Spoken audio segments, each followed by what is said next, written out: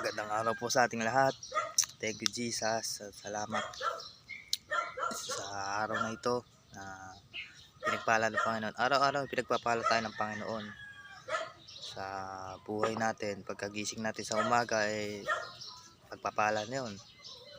Lalo na mga nakakain natin sa araw-araw, gabi, blessing sa ating buhay. Meron po pala akong share na i-share sa ating lahat ng mensahe ng Panginoon. Tungkol naman ito sa pananatili natin sa Panginoon. Sabi sa 1:15:4, sabi doon, manatili kayo sa akin at mananatili din ako sa inyo. Hindi magbubunga ang sangang hindi nanatili sa puno. Gayon din naman, hindi kayo magbubunga kung hindi kayo mananatili sa akin. Sabi ng Panginoon, hindi tayo magbubunga kung hindi tayo mananatili sa Panginoon. Kung hindi tayo gagawa, hindi tayo kikilos na nauukol sa Panginoong Hesus. Kung hindi ang Panginoong Hesus ang dahilan ng pagsunod natin sa Kanya, kung mga ginagawa nating dahilan at yung inuuna natin ay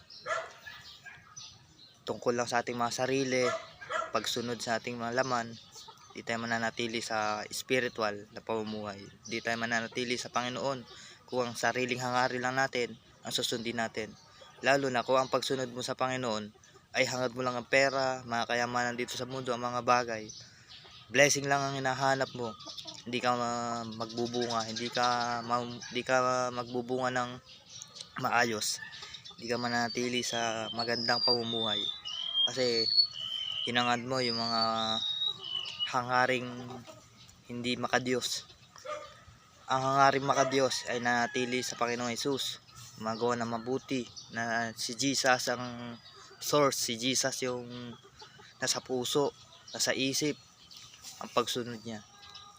Kahit hindi ka marunong magsalita, mabubulol ka, mapautal-utal ka, basta nasa Panginoong Hesus ka, aayos din yung lahat na yun.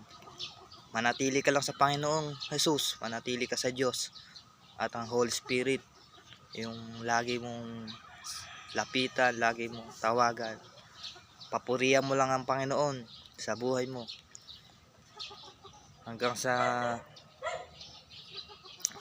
manatili ka lang sa Panginoon, papurihan mo ang Panginoon sa buhay mo at sa buhay ng bawat isa. Salamatan mo ang Diyos, patotohanan mo siya, kasi ang nanatili sa Kanya ay magbubunga. Basta sa Panginoon Hesus ka lang manatili, manalig at sumampalataya. Yan lang. God bless po sa ating lahat.